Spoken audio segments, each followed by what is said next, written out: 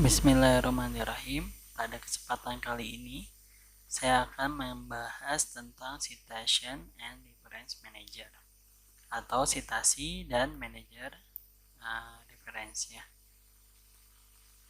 Kalau citasi dan reference manager itu sebenarnya sudah pada umum ya, teman-teman mendengarnya mungkin bahasa lainnya kutipan. Sedangkan kalau untuk reference manager itu adalah perangkat lunak ya dalam membuat referensi gitu ya. Nah, kalau kita lihat di sini adalah ada jenis-jenisnya, banyak macamnya. Ya, ada 30 macam jenis-jenis perangkat lunak manajemen referensi. Yang paling biasa digunakan itu Mendeley, Zotero, ENOT.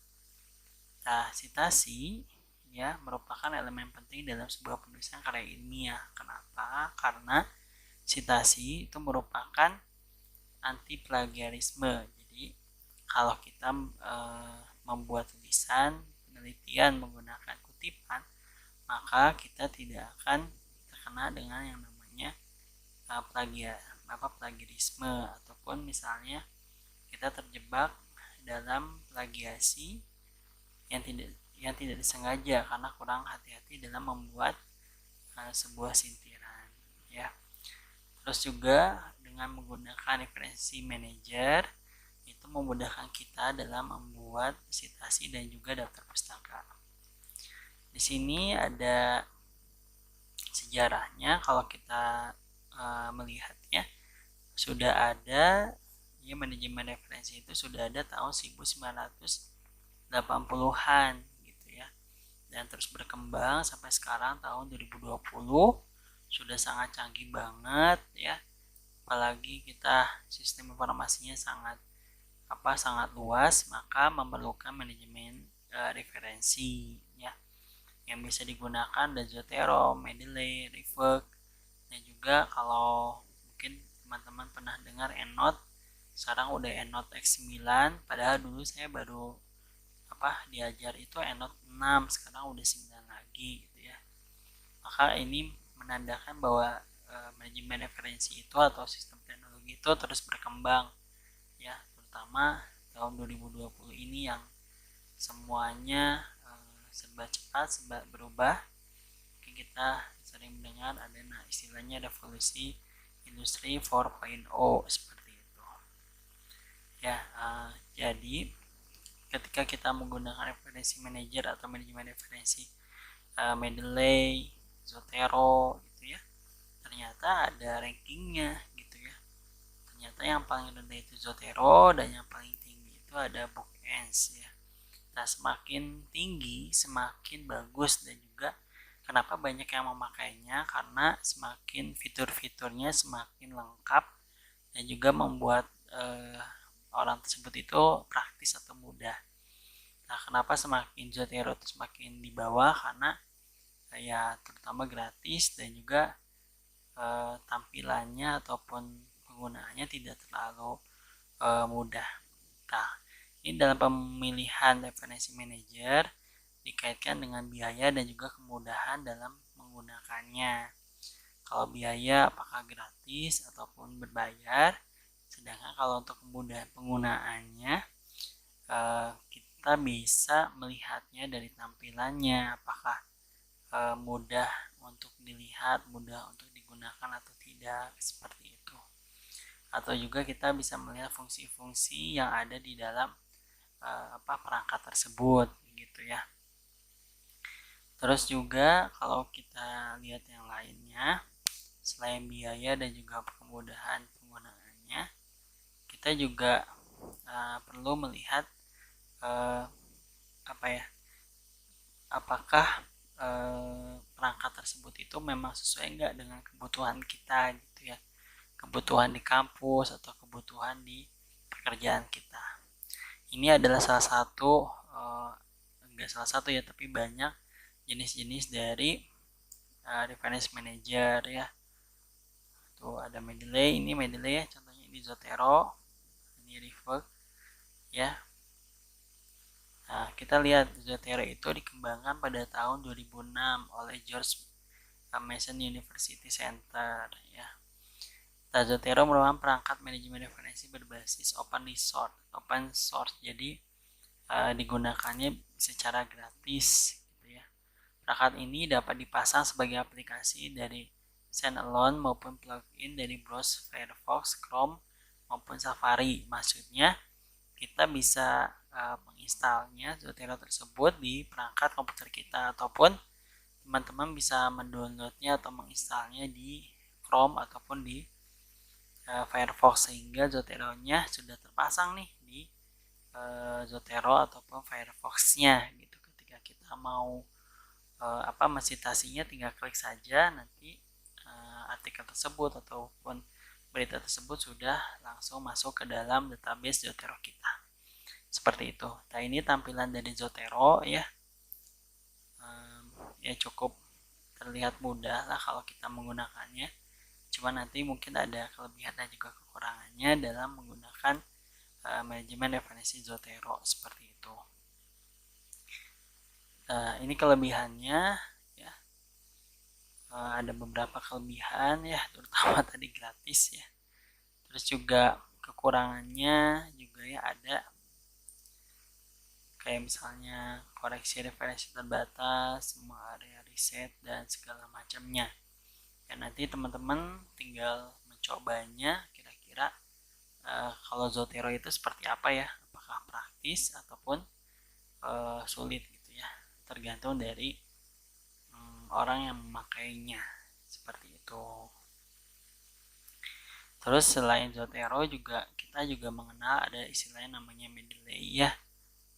Mendeley itu juga termasuk manajemen referensi ya, manajemen referensi, dan ini banyak sekali digunakan di Indonesia, apalagi terutama pada saat pandemi seperti ini ataupun yang sebelum-sebelumnya ya. Mendeley itu sendiri dikembangkan pada tahun 2008 ya.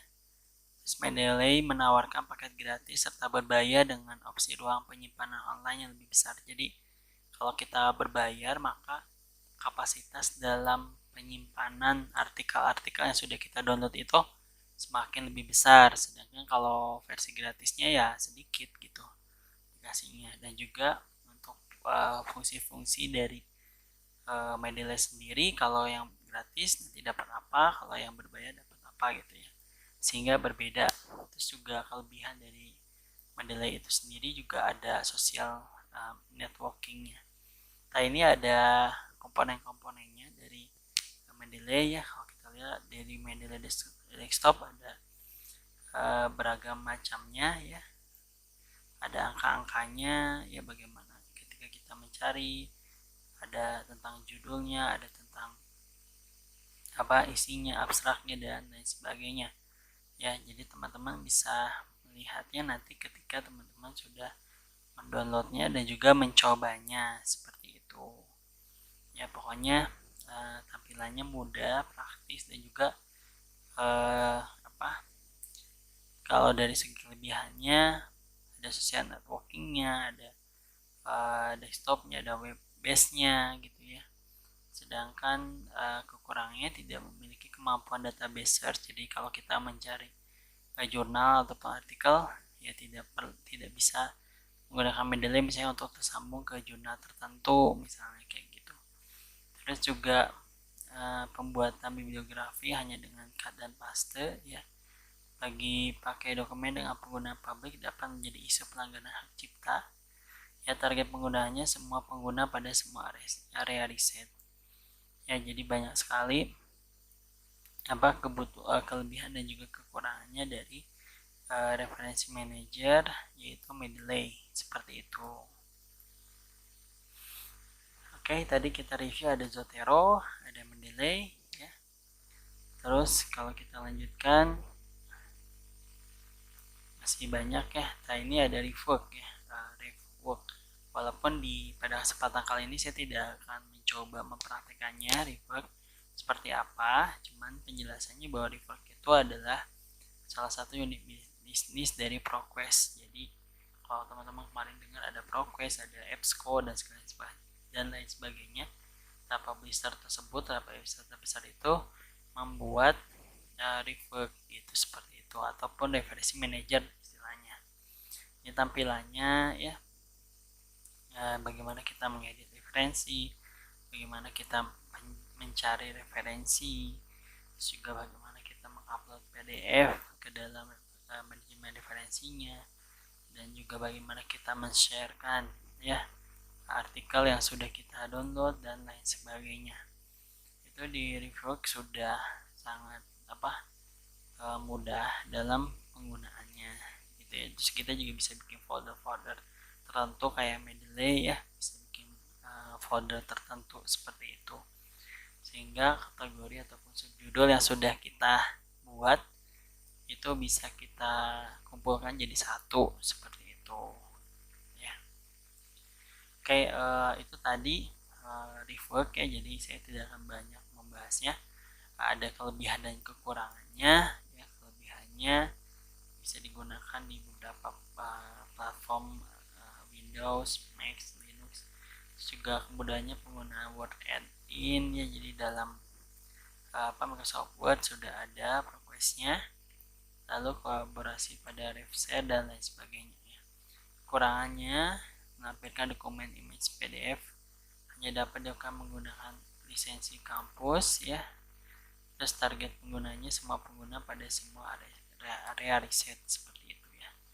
Jadi memang ada kelebihan dan juga kekurangan dalam setiap referensi manager seperti itu gitu. Ya, kalau kita lihat selanjutnya tadi ya, kalau kita flashback, jadi ada Zotero, ada Mendeley, dan juga ada Rework ya. Dalam kita menggunakan manajemen referensi ya. Bebas sih dalam penggunaannya. Ini saya kasih contoh, ada link-link dari manajemen referensi, ada software, maksudnya referensi manajemen software. Teman-teman tinggal klik aja, nanti langsung ke websitenya. Ada Zotero, ada Rework, ada lain sebagainya. Nah, untuk tutorialnya teman-teman bisa download ya di link yang sudah saya simpan di situ ya. Ada link-linknya bagaimana kita menggunakan panduannya ya dalam membuat citasi maupun daftar pustaka di manajemen referensi ya, seperti itu. Jadi teman-teman bisa klik, nanti ada tutorialnya selain ada panduannya. Begitu juga bisa teman-teman masuk ke perpustakaan UGM. Di sini juga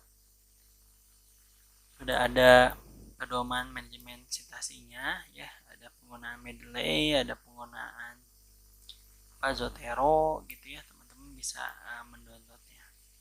Oke, teman-teman juga kalau secara kutipan atau citasi, teman-teman bisa menggunakan Google Scholar. Teman-teman tinggal klik saja di tanda kutipan, nanti akan muncul seperti ini ya kutipannya. Contoh misalnya saya ambil tentang COPD, maka keluarnya contohnya seperti ini gitu. Nanti ada stylenya, ada APA, ada Chicago dan lain sebagainya.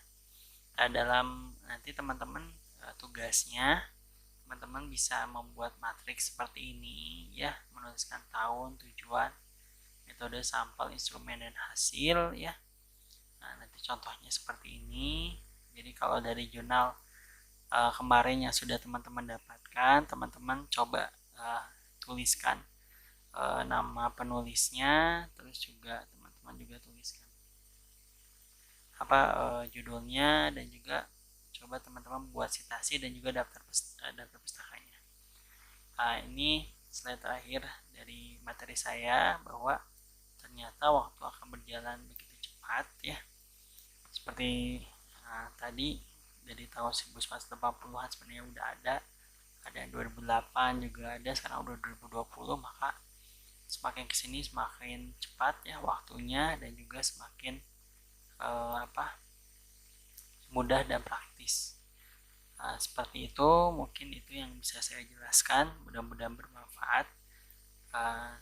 Tapi saya akan mau menjelasin sedikit tentang ini ya, penggunaan dari kutipan ya, kutipan.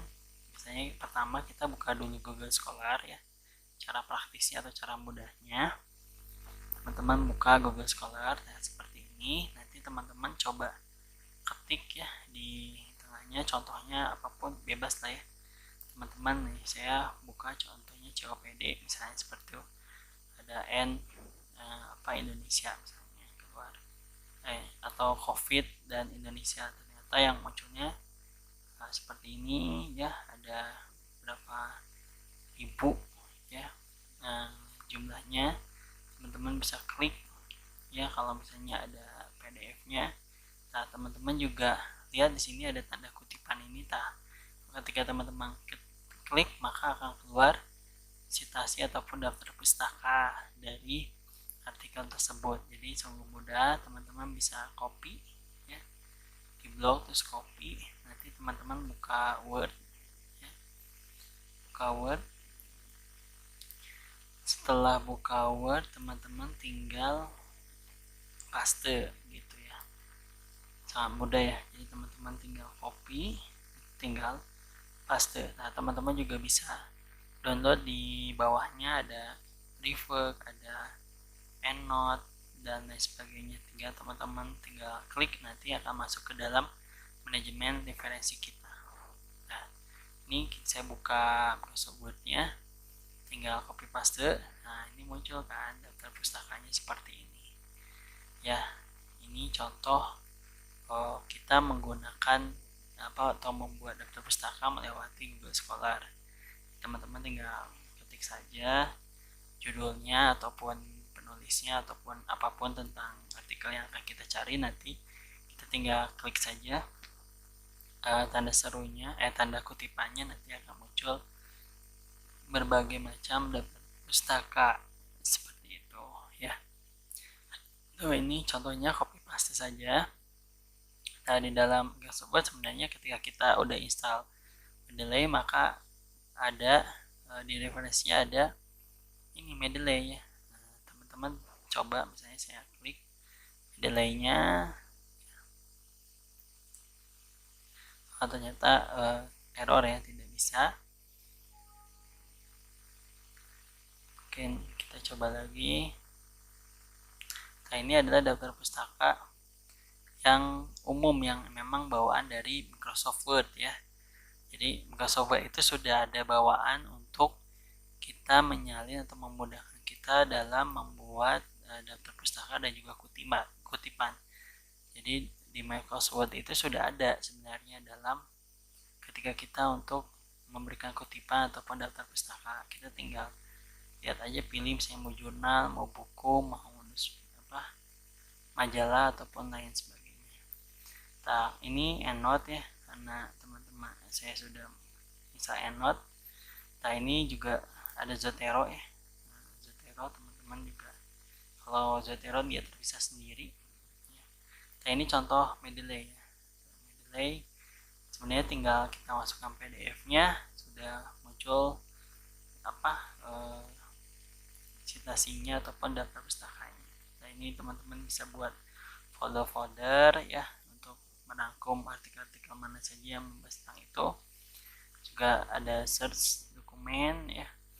Nah, ini isinya berupa artikel-artikel di dalam social network yang ada di Mendeley. Jadi kalau misalnya pengguna Mendeley-nya itu pernah upload artikel, maka akan terdetek oleh semua pengguna Mendeley sehingga bisa menggunakan artikel tersebut secara gratis ataupun open access.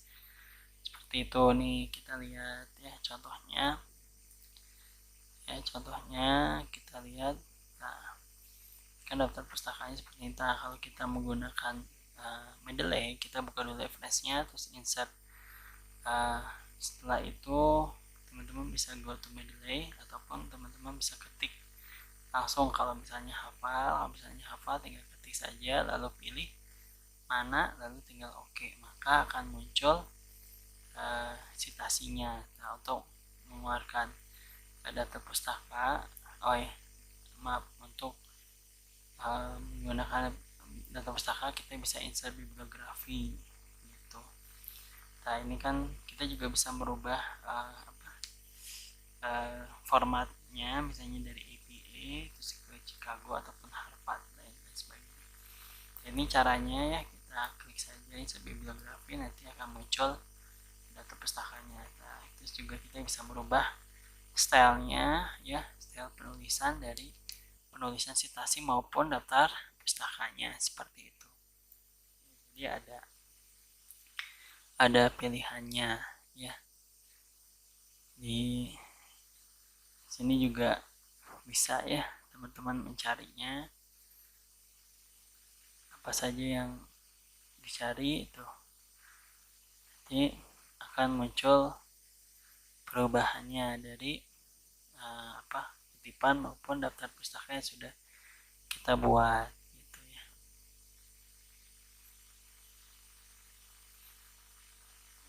Kalau misalnya kita ingat ada cara yang lain, bisa ketik di sini ya. Jadi kita pilih dulu artikelnya, terus kita klik site-nya ya.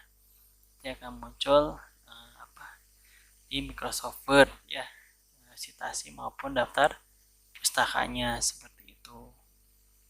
Kalau misalnya kita mau 3, tinggal blok aja 3-3-nya, nanti akan muncul 3-3-nya. Dan juga di daftar pustaka akan muncul juga ketiga-tiga dari artikel yang sudah kita klik, dan juga akan muncul di data pustaka di Microsoft Word. Nih contohnya seperti ini ya. Yang udah ada. Terus juga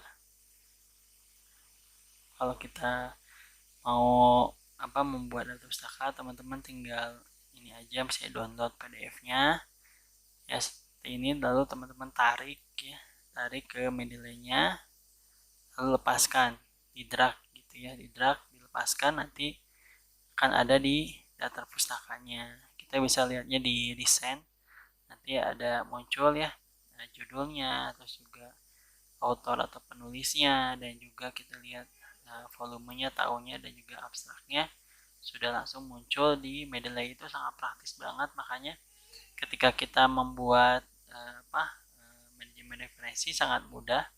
Terus juga di Mendeley juga kalau kita klik PDF-nya di Mendeley, nanti akan muncul di sebelahnya seperti ini ya. Bisa ditulis di blok misalnya jadi warna kuning untuk kayak stabilo gitu ya.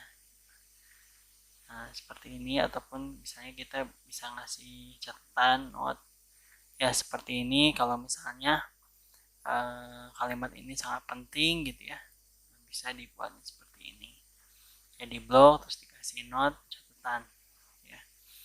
Jadi kalau menurut saya pribadi sih, kalau Mendeley itu sangat mudah ya, mudah dan praktis gitu ya. Jadi kalau kita mau buat artikel atau review, bisa dengan Mendeley. Oke, kembali lagi, mungkin itu saja yang bisa saya sampaikan pada kesempatan kali ini. Yang jelas mungkin di tahun-tahun selanjutnya akan ada perangkat lunak yang lebih canggih lagi ya.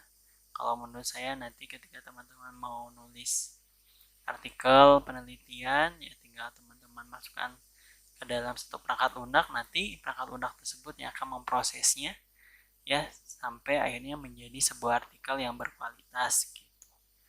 Mungkin itu yang bisa saya sampaikan. Mohon maaf apabila ada kesalahan. Tetap sehat selalu ya. Assalamualaikum warahmatullahi wabarakatuh. See you next time.